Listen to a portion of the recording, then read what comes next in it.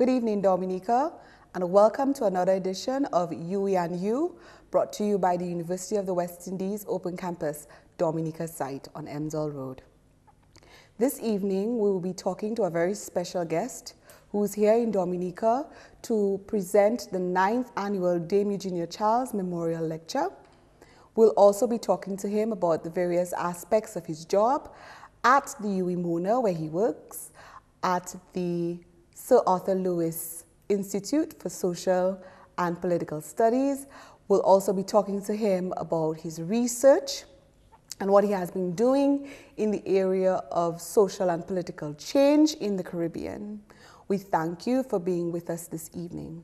Now, before we begin with the professor, I would just like to talk to you about some exciting news that we have at the UWI Open Campus Dominica site. We will be offering new face-to-face programs for January, and so we'd like to tell you a little bit about that. We'll be offering in January project management, brokerage, introduction to counseling, customer experience management, and sustainable agriculture. These courses will begin around the 3rd week of January, and we'll be opening registration for those programs right after the election time. So we welcome everyone to participate. The programs are open and there are $600 EC for the program. You can choose to pay upfront, or you can do the payment plan where you pay $300 immediately and then another $300 once the program begins. So we're very excited about these 5 new programs, and we invite everyone to participate. We'll be right back with Professor Meeks after this. I'm part of a tough, smart, constantly evolving, never too old to learn community of human beings. proud of country, Proudly Caribbean, global citizens. with convenient access to over 400 learning programs Delivered both online and face-to-face. from the Caribbean's University of First Choice. My mind, My life. my world of possibilities is wide open. Call, click, or visit the UWI Open Campus. And welcome again. We will now introduce our presenter for the 9th annual Dame Eugenia Charles Memorial Lecture, and that person is Professor Brian Meeks, who is Professor of Social and Political Change at UWI Mona. Good evening, Professor, and welcome. Hi, Kimone. Thank you. Now, first off the bat, I would like you to introduce yourself to the Dominican public. Tell us a little bit about you, about who you are, where you're from, and what it is that you do at the university. Oh, that's a very hard thing to do. I don't like to speak about myself. But I'm the director of the Sir Arthur Lewis Institute for Social and Economic Studies. We call it SALISES, it's an acronym, which is the research arm of the University of the West Indies in social sciences. We have 3 branches at Mona, St. Augustine, and Cave Hill. Hopefully in the future we might have a branch at the Open Campus. Yes. But we are a truly regional institution in that I'm the university director. Therefore, I have the overall purview of all 3 campuses as well as Mona. And our responsibility is to do research in the social sciences. So we have fellows, which are our equivalent of lecturers, who do research on a variety of issues ranging from Caribbean politics, Caribbean sociological issues. We have a very strong child research component. Questions in economics. We're having a conference coming up on fiscal responsibility in the Caribbean. As well as we teach a graduate program. Unfortunately, we don't teach undergraduate students, but we have a graduate master's program as well as a number of PhD students who are attached to our institute and who we supervise in their doctoral dissertations. That's primarily what I do. My chair is called Professor of Social and Political Change, and my work over the past decades has been on questions of change in the Caribbean. I've looked at the Grenada Revolution, revolutions in Cuba and Nicaragua. My more recent work has looked at questions of constitutional and economic change in Jamaica, in other parts of the Caribbean as well. And so my own discipline is comparative politics and political theory. And so I tend to emphasize that dimension of things, although I also operate in other areas as well. So that's the broad picture. That's what I've published in. That's what I do research in, as well as trying to manage the institute. Okay. So what are the subjects that you teach to your graduate students right now, this year?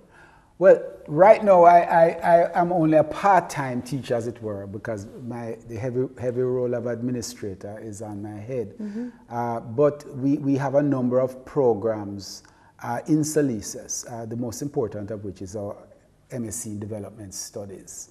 And within that program, we have a very strong theoretical component in which we try to ground our students in the theoretical literature on development, on the theories of development as they have emerged over the years. And I teach a part of that program, as well as provide leadership for the entire MSc in Development Studies itself. Now, this program is a very interesting one in that it has a long and a very, I think, good history linking into what used to be the Consortium Graduate School of the Social Sciences at UWI and which graduated a number of leading leaders in the Caribbean in the social sciences. And our MSc in Development Studies is a child of that program. And what we're trying to do is to educate an elite set of leaders in the social sciences to take up positions of leadership in politics, in administration, and in the academy generally throughout the Caribbean. And so we invite Dominicans to consider our program as one of those that they may want to consider when they're at the level of the masters, when they finish their first degrees. That leads me to a question that I was going to ask you. What are some of the career paths that your students typically take after they've finished your programs? Oh, we've had all sorts of career paths. If we go back to the consortium, which is really one of, we come out of two institutes, the Consortium Graduate School of Social Sciences and the Institute of Social and Economic Research, which goes back to the beginning of UWI, that is ISER, in 1948. And we emerged in 2000 when they brought together that graduate teaching institute with the Institute of Social and Economic Research to become the Sir Arthur Lewis Institute. And we have had graduates who have gone into government as politicians, who have gone into leading positions in both the regional civil service in CARICOM and the OECS, as well as in the government administration of individual territories. But we've had people who have gone on to do their PhDs, and I know teaching in universities in the Caribbean as well as in other parts of the world. But in addition to that, we've had people who've gone into the private sector and who have set up their own businesses or who have become leading administrators in large private sector concerns in the Caribbean. We have a number of entrepreneurs who have decided to branch out on their own. Some of these are still in the region. Many of them have gone to other parts of the world. So what our MSc does is provide people with a foundation, a very strong foundation of creativity and of innovativeness, which can work in a variety of disciplines and disciplinary settings, and not only in the social sciences. So when you get an MSc Development Studies, we're essentially creating a world-class thinker who can operate in a number of different settings, whether locally, regionally, or internationally. Okay. Let us talk about Sir Arthur Lewis himself and the legacy that he has left. How is the Institute working towards keeping that alive in the Caribbean? Well, we're very proud that we are named after the foremost economist from the English-speaking Caribbean, a St. Lucian by birth and a Caribbean person by nature, right. Who went on to, of course, become a Nobel laureate. You know, we envy our St. Lucian brothers and sisters by virtue of the fact that they have two laureates in one small country. But we're very proud of both laureates, both himself and Derek Walcott, but of course in our instance of Sir Arthur, and that the family officially gave us the permission to use his name in our institute. And we therefore have a tremendous legacy to live up to. And that is the legacy of somebody whose interventions in development economics, in politics and political theory and political science more specifically, is lasting in the Caribbean and in other parts of the world. Sir Arthur, of course, was the leader of the University of the West Indies in an early period, and went on to have a distinguished career, both before coming to the University of the West Indies and after at Manchester and at Princeton University. And his writings on development economics is now considered classical. Indeed, the Chinese often consider him as being very important in their own model of development, which has now led them to become the second largest and growing economic power in the world. And they revere Sir Arthur for his insights into development theory. And of course, they've applied it in their own way. So the long and short is that we're very proud to be part of the heritage of Sir Arthur Lewis. And we try as best as we can to live up to his name. Okay. Seeing that we're talking about people with legacies, in your lifetime at the University of the West Indies, are there any Dominican scholars that you've met or you've had experiences with that you can talk to or talk about? Well, of course. I mean, one of the people who was very formative to my own development is Bill Revere, who, once I'm in Dominica, you're going to say Bill Para Revere, yes, or just Para. And Bill was my first history teacher at the University of the West Indies, St. Augustine, way back when. I won't tell you exactly when, because then you'll discover how old I really am. But Bill was very important in terms of my own formation, but he was only one of many.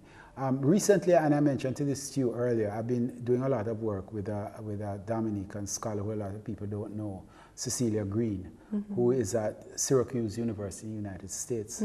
Cecilia is actually one of the bright lights of Caribbean sociology, even though a lot of people don't know her work. And you're going to hear a lot more about her in the future.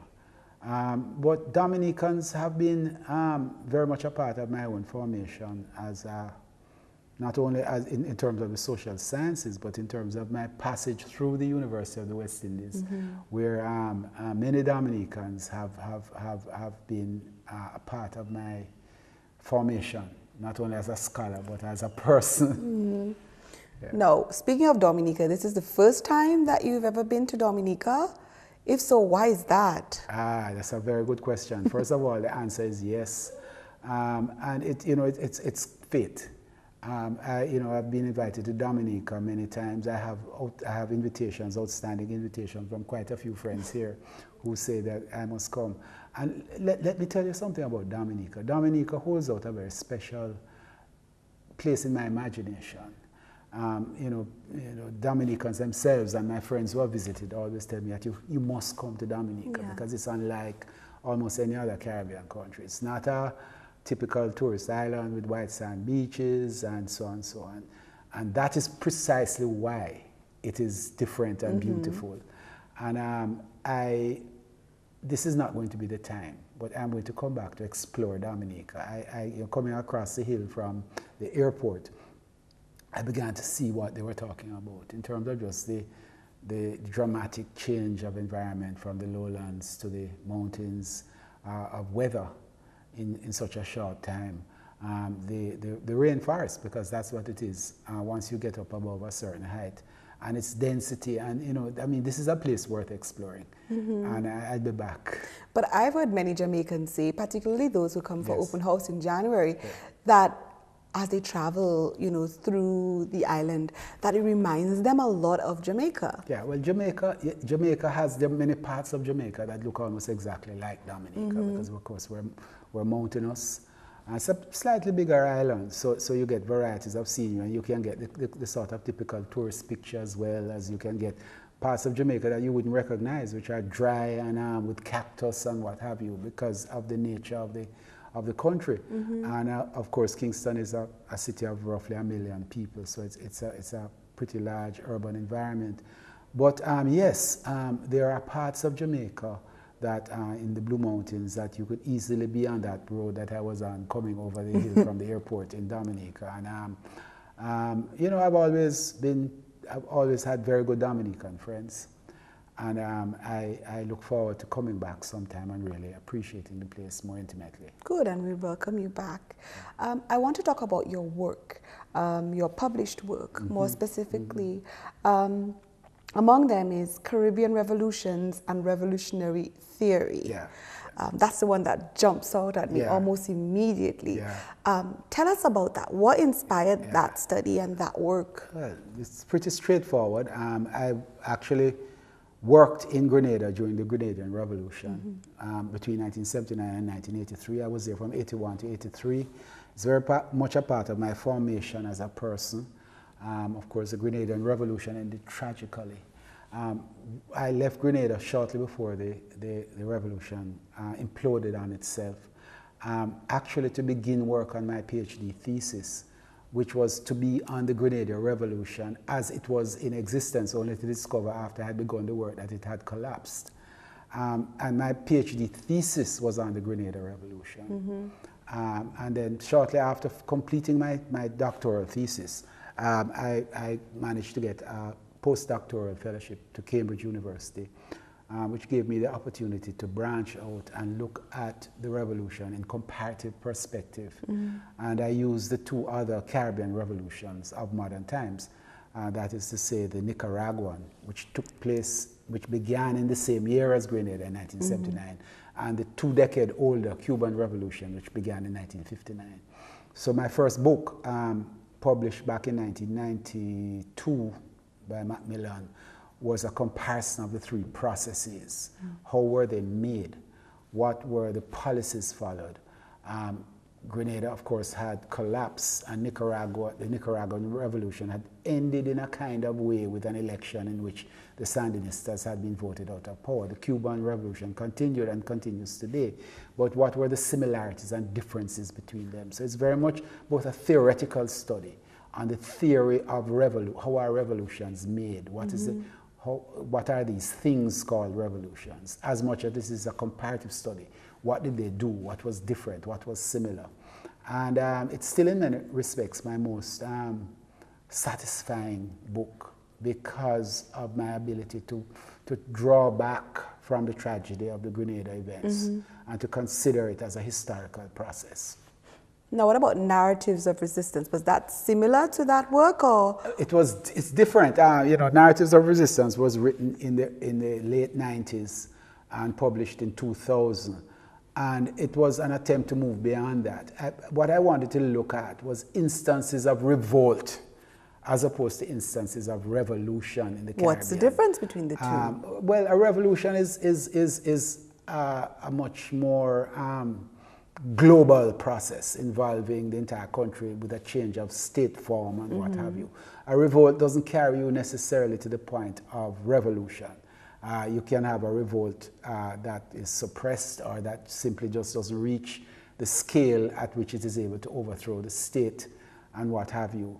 And so what I wanted to do was to get into more the sociological and psychological reasons as to why people rebel. Revolution is not just a rebellion, it is an epochal change. And what did you find?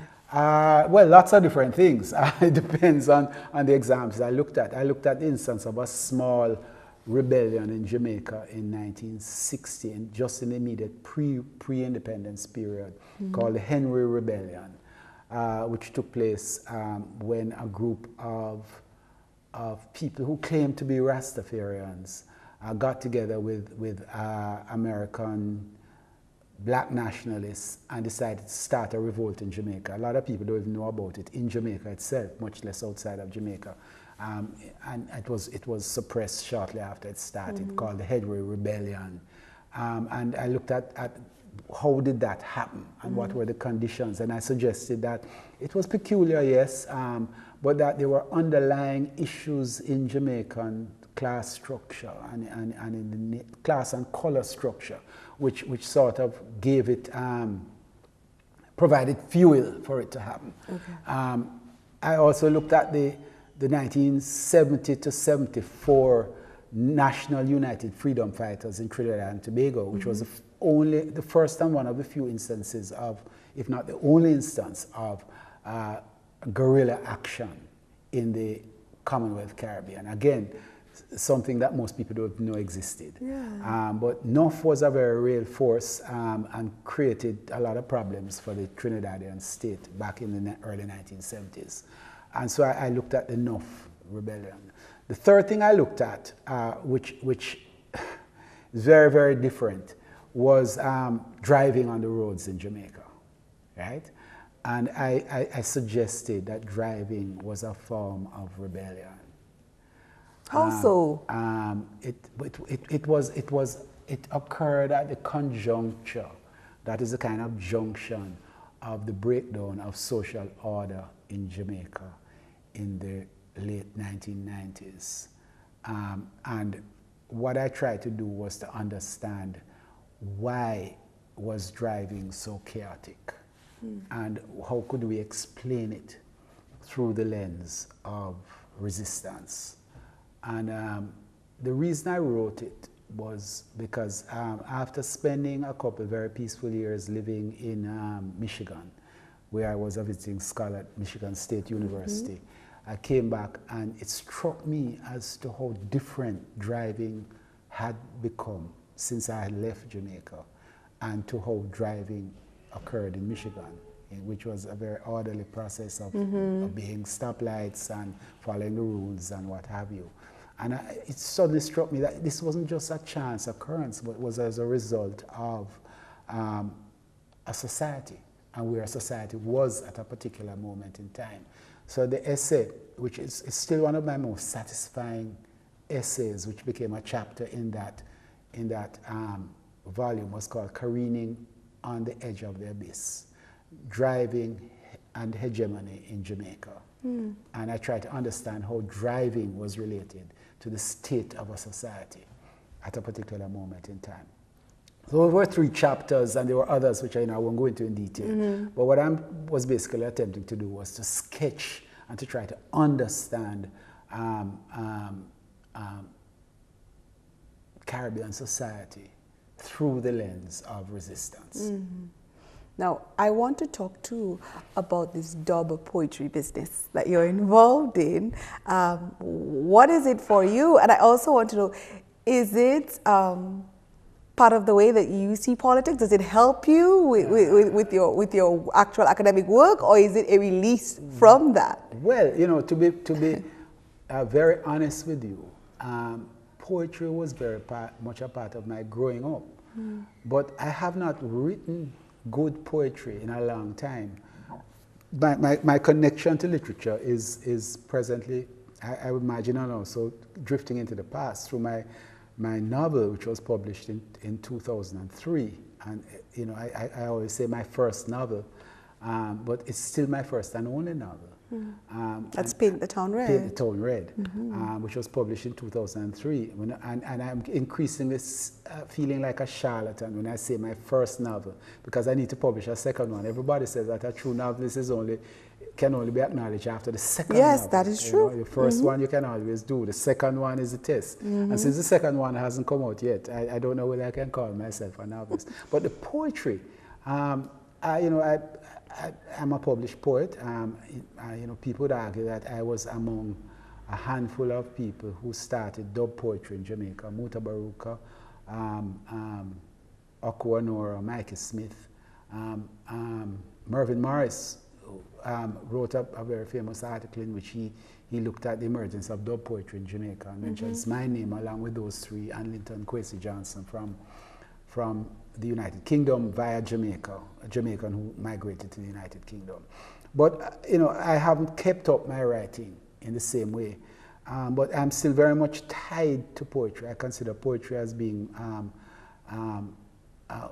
very much a part of my being, but also a part of my being that I've been alienated from by the force of work and by a different kind of discipline, which is the discipline of academic writing, which actually pulls you in the opposite direction from poetry. Yes. Because I always say that poetry is freeing you from the footnote.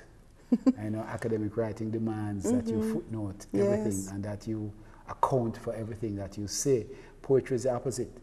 It demands that you abandon thinking like that. So I think that, maybe I've been pulled in a different direction than maybe my natural instincts would have wanted me to go. But poetry, to me, is one of the purest art forms because it demands discipline, but it also allows for freedom in a way in which I would say not even the novel allows. Poetry is on the same level as improvisational music, whether that improvisational music is jazz or sans humanité, calypso, or dancehall. All three are, by the way, classic improvisational forms where you have to take a basic theme and go run with it. and run with it, and you don't know where it is going to carry you. Poetry is like that, and it's written on paper. And of course, dub poetry is very closer to dancehall and jazz in that you can improvise too on the stage if you perform it. So I used to do that kind of thing as a youth. So what do you think poetry actually does for a people and their culture? What happens there? It is very critical because it speaks to the higher part of our being. It speaks to our soul. And good poetry, like good music, like good art, you cannot calculate what it does for people. It gives them a sense of purpose. It gives them a sense of a higher calling. The truth is that in the Caribbean, poetry has not always been accessible in its written form. But we have a different kind of poetry. We have the poetry of our music, which is very accessible, and which is how poetry has worked in the Caribbean. But there are two forms of poetry. There's the written form, there's a musical form. And of course, the musical form is also the performance form. So poetry is accessible to us, but it hasn't been accessible in the form in which I have operated a lot, which is in the written form. But it's there, and it's part of our heritage, and it's a critical part. So who's your favorite dub artist right now? My favorite, well, in terms of dub poetry, which is a sub-genre, I would say that I very much like Linton Kwesi Johnson's work out of England. And Linton has, some of his older work has been always very, very close to my heart. In terms of poets, just poets, period. I have my whole range. Kamau Brathwaite out of Barbados was one of the people who led me to write in the first instance, because I used to hear Mona as a high school student, and it spoke to me in ways. Derek Walcott's work is very important to me. Lorna Goodison from Jamaica, Mervyn Morris. I could go on and give you 20 more names from people all across. Kendall Hippolyte from St. Lucia, who was a friend of mine at university and whose work I love. But I could go on. Yes. When we come back with the next segment of the show, we'll be talking more about your lecture that you will be presenting here in Dominica, which is the 9th annual Dame Eugenia Charles Lecture Series. And we'll be talking about the topic Beyond the End of Sovereignty, Recapturing Space for Humanity in the Caribbean. We'll talk about what the topic means when we come back. I'm part of a tough, smart, Constantly evolving. never too old to learn community of human beings. Proud of country. Proudly Caribbean global citizens. With convenient access to over 400 learning programs. Delivered both online and face-to-face. From the Caribbean's University of First Choice. My mind. My life. My world of possibilities is wide open. Call, click, or visit the UWI Open Campus. And welcome back. So we're going to be talking more with Professor Meeks about the 9th annual Dame Junior Charles Memorial Lecture that he's in Dominica to present.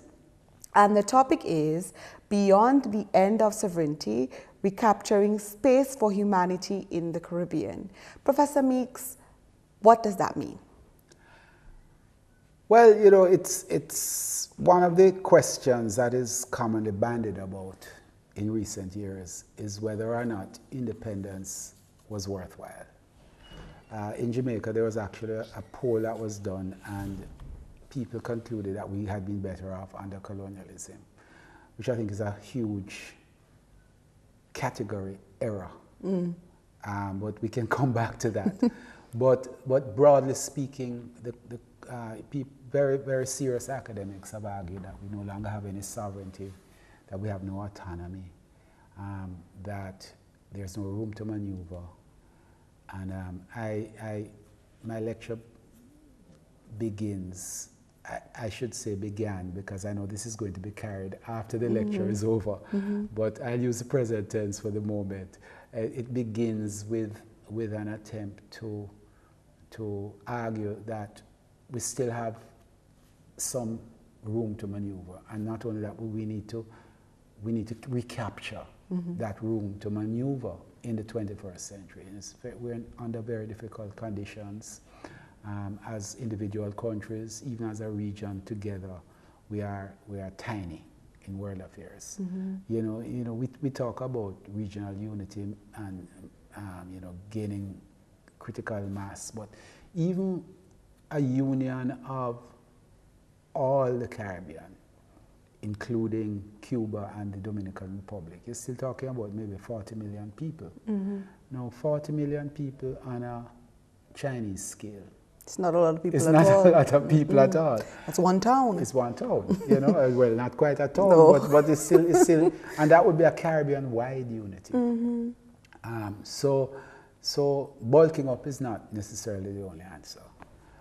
But how can we maneuver in such a way as to maximize whatever little sovereignty is left and to make it meaningful for us? So in a sense, when I say beyond sovereignty, I'm not arguing that sovereignty has ended. In fact, I'm disagreeing with them. But I'm actually saying, and I'm using it with a certain degree of sarcasm, I suppose is the word, to say that beyond the notion that sovereignty has ended, sovereignty continues. So what are we going to do with it? And how are we going to maximize it?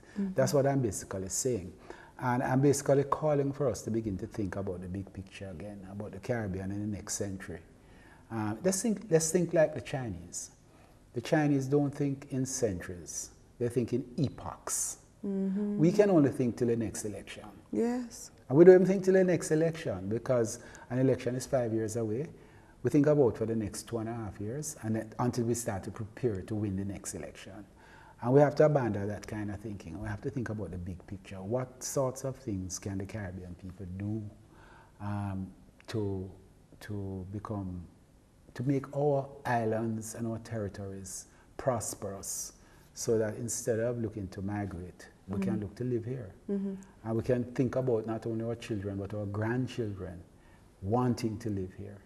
Sure, migration is going to be a part of our being. We come from islands, and people living on islands like to see what is beyond the sea. That's true. But so, you know, it's not either or. But what will make these places a magnet for our people?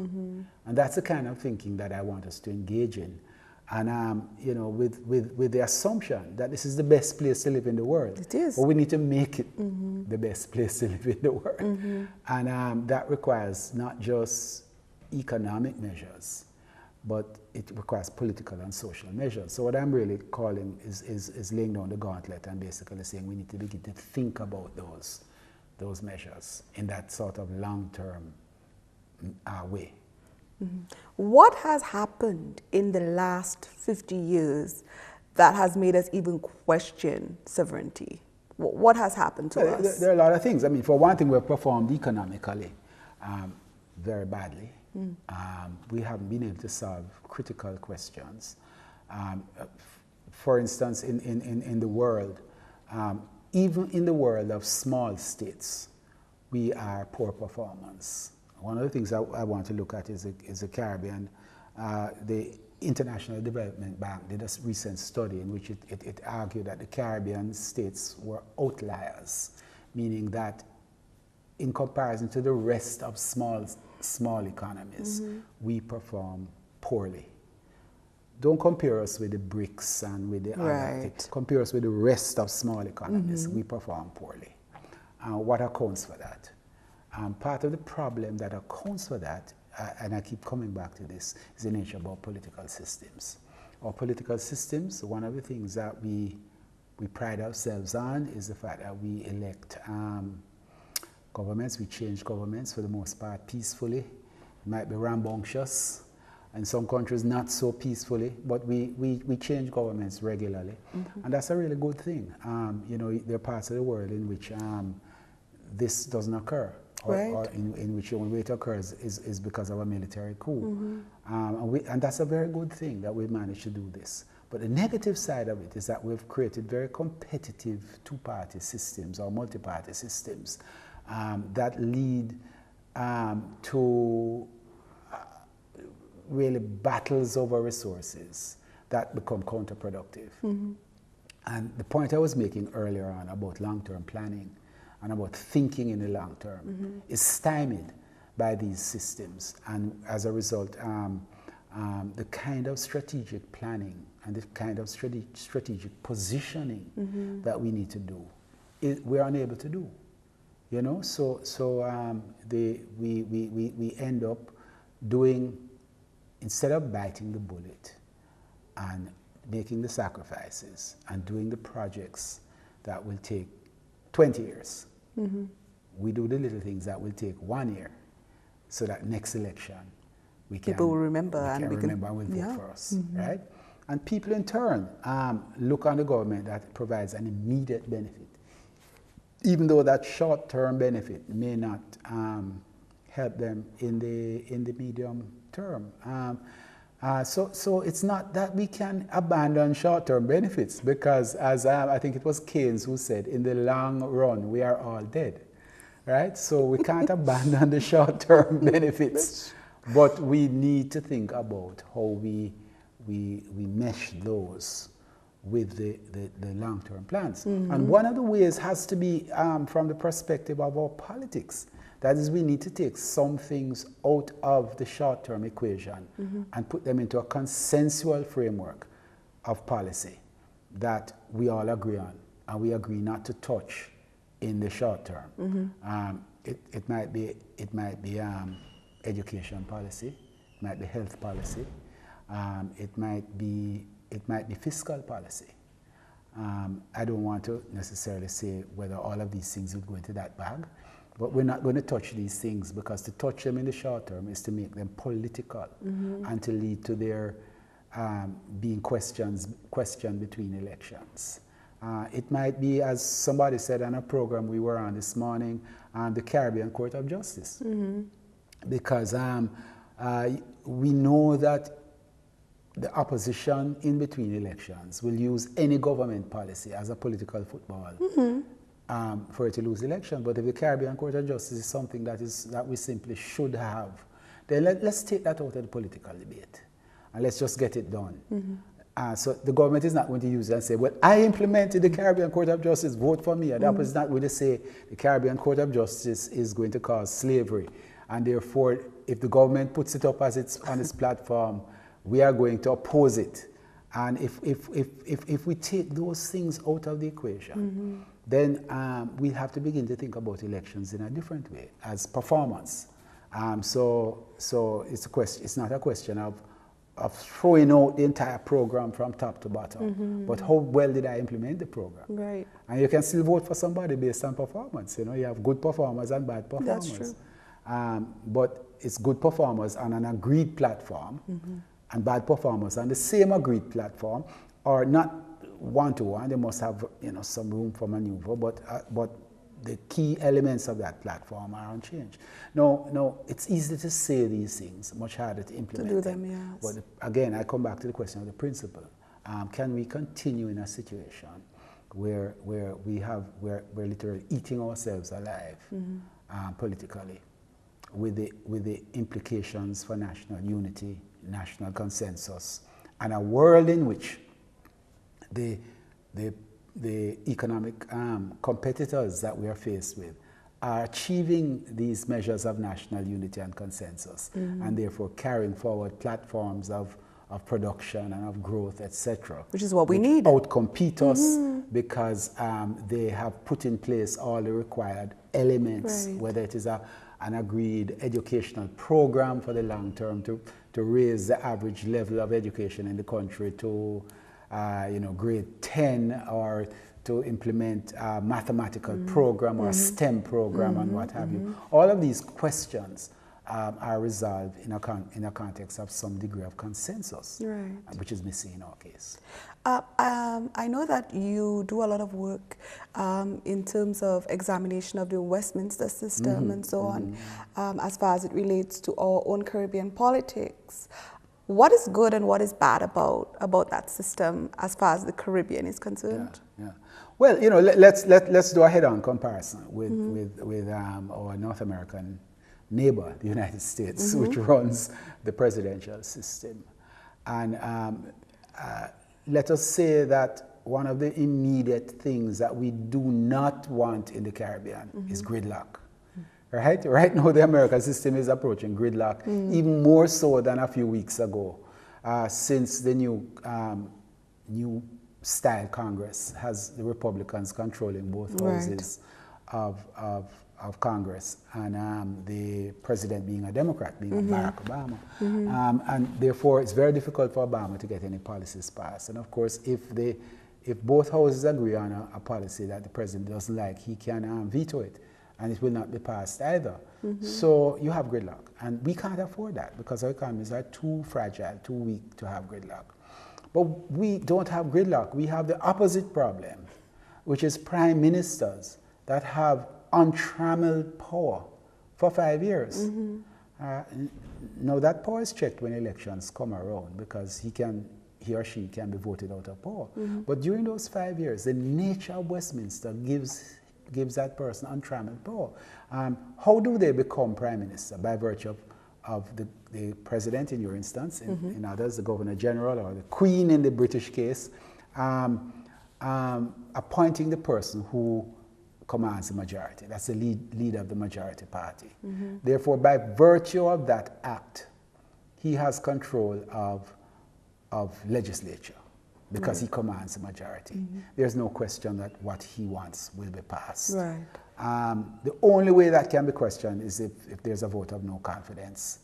And ultimately, he can call an election to avoid a vote of no confidence, and prorogue Parliament, call an election, and be re-elected again. Of course, we discussed today, you and I in a different place, the question of the right of that prime minister to jump an election on his opponents, because he can prorogue Parliament, ask the president to prorogue Parliament at his whim or fancy. And there's no fixed term for elections. So there are a lot of instances in which the power of that prime minister, so long as he commands that majority, and he commands that majority because of the party system in the Caribbean is a system of adherence to your party. You don't need whips, because there's an automatic way in which you're going to vote for your party. So all of that points to, unless there are exceptional circumstances, that we need to curtail that power somewhat without going to the point of gridlock. So that's one of the things that I immediately think we need to look at, is how to curtail the power of the prime minister. And here, just to remind listeners that we're not talking about the prime minister of any particular party. We're talking about the prime minister has too much power. He needs to be curtailed, or she needs to be curtailed in the exercise of that power. So that's one thing that I would put high on my agenda. And there are a number of ways to do that, including term limits, including a fixed time for calling elections. And we can think through a number of other steps which would fall short of creating a situation of gridlock. I really do think that we don't want to go to the route of so separating the powers between the president and the Congress as in the United States, and giving them different kinds of powers that we end up with gridlock. Because gridlock in the Caribbean will be even more absolute than gridlock in the United States, because again of the very same party system that we were speaking about earlier on. But we can find a middle ground, and we need to work towards it. How has the economic system post-2008, how has that been affecting our politics, in your opinion? Well, certainly in this way, for one. Our economies, which were already very fragile before 2008, have gone into a tailspin. Certainly I can speak about the Jamaican case and the Dominican case. If I were to say Dominican, I'd be talking about the Dominican Republic. The Dominican case is not far behind in terms of how badly the economy has performed. And this puts us in this space of needing loans, needing help, and of institutions like the International Monetary Fund, which then come in and say, well, as lenders of last resort, to get loans from us and for the door to be opened up for the rest of the world to give loans and to bail out the economy, you have to do A, B, and C. And the A, B, and C is not often necessarily what we would want to do in the economy itself. In some instances, it's things we have to do.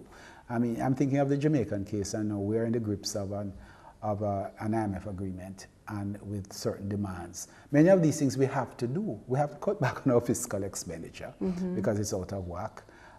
In our case, we have to do something about the value of our dollar, because in relation to our output, it's really skewed, and we must do something. And therefore, the question is, do you have these things imposed by an outside agency, or do you do it yourself? I think we reached a point where we had no alternative. And therefore, we've been forced into an IMF agreement, and we just have to try to find our way out of it so that we no longer are under it. I would say that the Eastern Caribbean has had a rough go of it over the past couple of years. One of the things, the big advantages that you have, and I would strongly urge that you look very carefully at keeping that advantage, is the Eastern Caribbean Central Bank, which has allowed you to have a dollar which has maintained its value over the past 4 or 5 decades. Yes. And that is a huge positive. However, there's a massive debate going on, and I know it's happening in the international financial institutions like the IMF, as to the overvaluation of the EC dollar, and that this needs to be changed and what have you. And I would strongly suggest that in the mix of adjustments that invariably the Eastern Caribbean will have to take, that there should be resistance as to devaluing the EC currency. But I'm speaking now as a political scientist and not as an economist. And I think that debate is going to be one that is going to be more on the agenda. But the question was really, how has it affected us? It has undermined our sovereignty. It has put us in a more invidious position to think about alternatives, to think about the long term, and that we need to get back into that space that we were in at the time of independence, that we were in the case of Jamaica in the 70s, in the case of Dominica probably in the 80s, in which we were imagining what we could make of these our little rocks. And we have to find our way beyond the tinkering and the adjustment and the structural adjustment to imagine a better world for the Caribbean. When we come back, we'll be talking to Professor Meeks about some aspects of electoral reform. We'll be talking about voter registration, diaspora involvement, the aspect of time limit on prime ministers. We'll also try to talk about cleaning up of electoral lists and campaign finances. As much as we can, we'll try to discuss those topics. Stay with us. I'm part of a tough, smart, Constantly evolving, never too old to learn community of human beings. proud of country, Proudly Caribbean, global citizens. with convenient access to over 400 learning programs Delivered both online and face-to-face. from the Caribbean's University of First Choice. My mind, My life. my world of possibilities is wide open.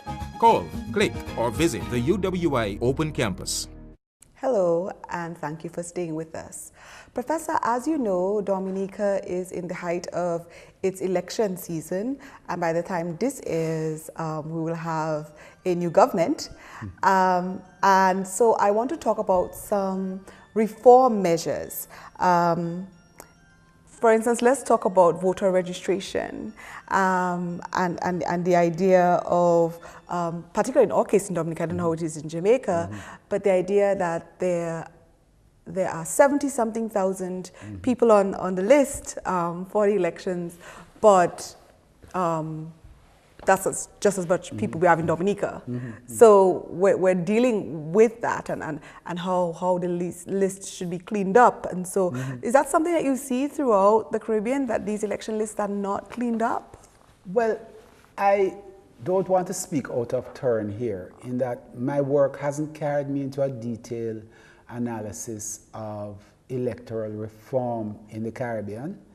I can speak with a little more authority on the Jamaican case, which, and believe me, Jamaica is not a case study in perfection, but in the area of electoral reform, Jamaica has made some real advances in its electoral commission, which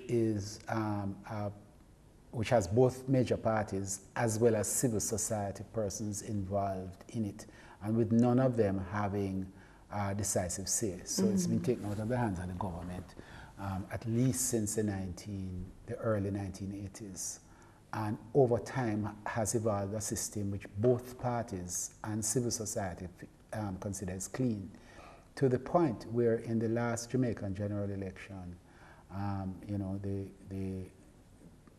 the level of dispute and ultimately of violence has been reduced to levels which are far improved over anything that we've ever had before. So this is one area of positive, and the lesson in it is to take the power to the hands of the government, for one, to balance that power between all the interested parties, and through them to operate things like constituency boundaries, electoral lists, the system of elections itself, the actual mechanics of how you vote, and to ensure that a vote counts and that it is clean, and so on and so forth.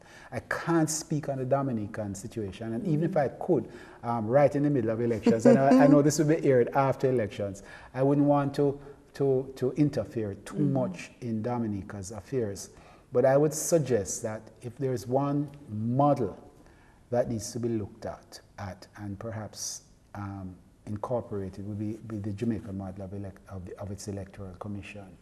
It's worked for us, and we certainly were on the extreme end of divisiveness 2 decades ago. That has, the political divisions are still there, but the divisiveness over the election itself has largely disappeared. There's a feeling that elections are fair, that the list is clean, that the constituencies are not skewed so that gerrymandered, so that any party can get an unfair advantage. And this is possible. It can be done. But the government in power has to be willing to concede ultimate responsibility to an independent body. And what about the term limit? That is a big talk for us here in Dominica right now, about the term limit for the Prime Minister, the leader of the country. What are your thoughts about term limits on Prime Ministers? I'm very clear on this, that we should have term limits. What is not immediately clear, and which requires a lot of thought, a lot of discussion, is how to establish those limits and what framework to use. The principle of term limits is one that I believe is very strongly stated, and that is that nobody should be in power for too long. It sounds very simple, but you know, we've had enough experience of multi-party and elections in the Caribbean to know that you stay in power too long, you begin to feel it's your house. You live in a rent house for too long, you think it's your house. You have to remember it's rented, it belongs to somebody else. That applies to politics. Power corrupts, absolute power corrupts, absolutely. My view is that in large polities like the United States, we can afford perhaps to say 2 terms president and you're Mr. President and you're out. Because, I mean, there's just a pool of talent. You're talking about a country with 250, 270 million people. Yes. You can find good presidents, although, to be honest with you, they haven't found a lot of good ones in the recent past. But in a small country, Dominica, with a population of less than 100,000 people, you may find leaders who are good rarely. They don't appear every day. So you may want a formula in which somebody might be allowed 2 terms, a term out, and maybe 1 final term to come back after that, if he or she can win. How you do it, however, is very difficult because, of course, we are a constituency-based electoral system. Are you telling somebody who commands a majority of support that they shouldn't stand for constituency elections, even though the people in the constituency want them, right? And if they can stand for the constituency and the people in the House support them, it's a little more difficult than the clear-cut thing where the president cannot go up for elections a 3rd time. So it's something we need to think about and consider, but something that I think will, in the long run, benefit us. I'm thinking a lot nowadays about the 2 in, 1 out, 1 more time formula. What is that? Which is to say that you can serve for 2 terms. If you are elected and if the people want you, then you must step down for 1 term. And you can have 1 further term. If, again, you are elected and it goes that way. But, you know, that's a long shot. But that tries to address the question of talent. That if talent is really there, then you want to try to recapture it. The other way to look at that is by the elder statesman formula, where you find something for former prime ministers to do. And what do you suggest? There are all sorts of things that you can think about. I mean, you know, you can have a council of former prime ministers, which can be an advisory body to the existing prime minister, and which, again, takes us above partisan politics. Because let us assume there are 2 or 3 former prime ministers who are from various parties. Then their advice is elder statesman advice. They're no longer being elected. And they're able to look at the overall picture and say, this is good for the country or this is bad for the country. It also gives them a job. So it gives them an incentive not to want to hold on to power infinitely, because they still have a job to do when after. they're out of power. A council of former prime ministers advising the sitting prime minister on key things. That's another way to look at it. But certainly the idea of, you know, easing them out is a good one. Well, Professor, it has been a pleasure for us to talk with you today about the 9th annual Dame Junior Child's Memorial Lecture that you will be presenting in Dominica. We're very happy that you have come all the way from Jamaica to join us, and we are excited about your topic, which is beyond the end of sovereignty, recapturing space for humanity in the Caribbean. We look forward to what you have to say, and we thank you for coming. Thanks for having me here. You're very welcome. I just want, as we wrap up, to remind the public that we have the local face-to-face courses at the UWI. Please register. Till next time, bye.